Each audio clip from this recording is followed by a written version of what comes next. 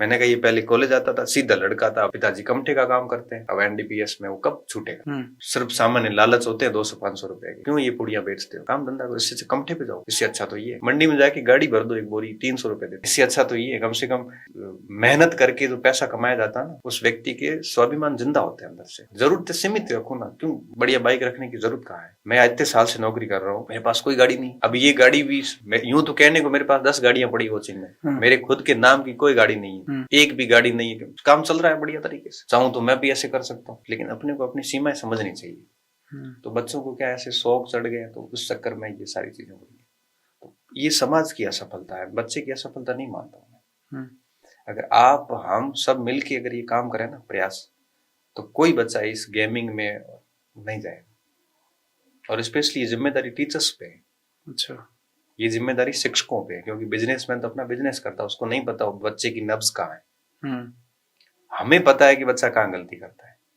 अगर टीचर्स सारे एक्टिव होके काम करे ना, तो मुझे लगता है टीचर्स और पेरेंट्स, तो कोई बच्चा इस स्थिति में नहीं जाएगा, ये तय बात है। अच्छा, इसलिए मैं ये जो समस्याएं खड़ी हुई ना दोनों, ये समाज की असफलता मानता हूँ।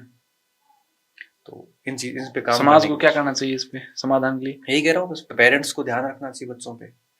आज की तारीख में बच्चे को छोड़ के पेरेंट्स चले जाते हैं, पेरेंट्स के लिए पैसा इंपॉर्टेंट हो गया, बच्चे के ऊपर कोई ध्यान नहीं दे रहा है। अच्छा, ये हकीकत की बात है। एक अच्छा बिजनेसमैन अपने बिजनेस में रात दिन कमा रहा है, लेकिन उसने अपने बेटे को कभी बैठ के 10 मिनट बात नहीं करी, बेटा पढ़ाई में क्या चल रहा है, ला तेरे को मैं सवाल पूछता हूँ, तेरा होमवर्क चेक करता हूँ, चलो मैं तेरे गुरुजी से मिल के आता हूँ। क्या पेरेंट्स की जिम्मेदारी नहीं है? पेरेंट्स किसान है तो खेती में लगा हुआ है, उसकी भी जिम्मेदारी बनती है। मैं कहता हूँ अनपढ़ हो, कम से कम हमारे ऐसे आके मिलो तो सही एक बार। एक बार बच्चे को लेके तो, सर मेरा बच्चा है कैसा पढ़ रहा मुझे बताओ। कोई बिजनेसमैन है तो कंप्लीट बिजनेस में करोगे क्या पैसे को? बच्चा खराब हो गया तो बिजनेस आपका 10 साल में खत्म कर देगा। अच्छा, करोगे क्या? तो सबसे पहला काम तो पेरेंट्स को करना चाहिए। बच्चा कहीं कोचिंग कर रहा है, स्कूल जा रहा है, कॉलेज जा रहा है, कम से कम एक महीने में डांट लगा दो ना पेरेंट्स को। कम से कम एक आधे महीने आप बच्चा जिसके पास जा रहा है ना, आप उनसे मिल के आओ एक बार।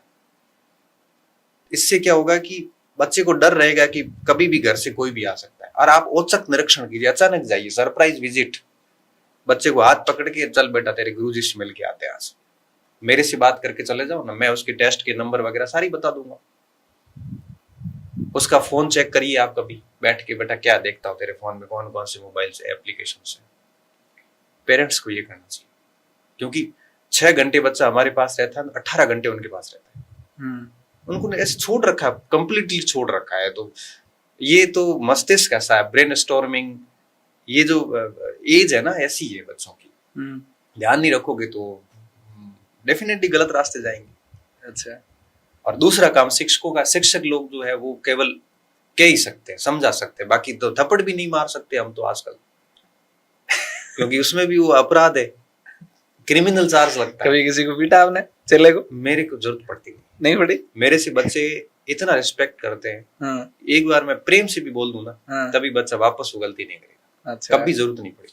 अच्छा, भले बच्चा 8वीं क्लास में मैंने पढ़ाया हो चाहे कॉलेज में पढ़ाया, मेरा अनुभव ये रहा है कि न तो मेरे सामने आज दिन तक कोई बच्चा बोला, न मेरी बात को किसी बच्चे ने अवज्ञा करी।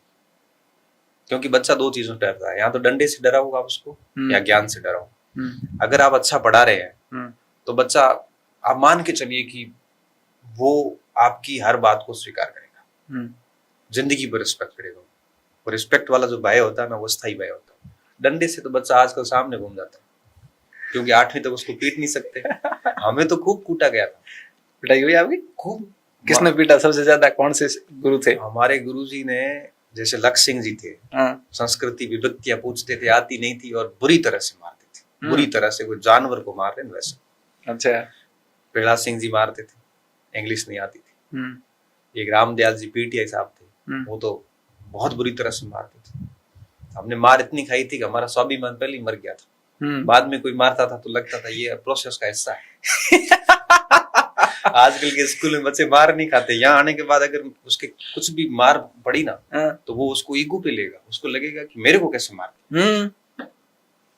मेरे को कैसे गया, आज तो मुझे किसी ने हाथ में लगाया, हाँ इन्होंने कैसे लगा दिया। उसी बच्चे को 8वीं तक कूटा होता ना ढंग से, वो बच्चा मैं कह रहा हूँ कि कभी ये नहीं करता। क्यों? क्योंकि उसको समझ में आ जाती है कि मारना, ठोकना, कूटना ये पढ़ाई की प्रोसेस का एक अहम हिस्सा है, डंडा जरूरी है, उसके बिना भय नहीं आता बच्चों। अब कॉलेज में बच्चे आते हैं ना, ठीक है आप बातों से भली मैं समझा दूं, डांट लूं, लेकिन हम डंडे में हाथ नहीं डाल सकते। अच्छा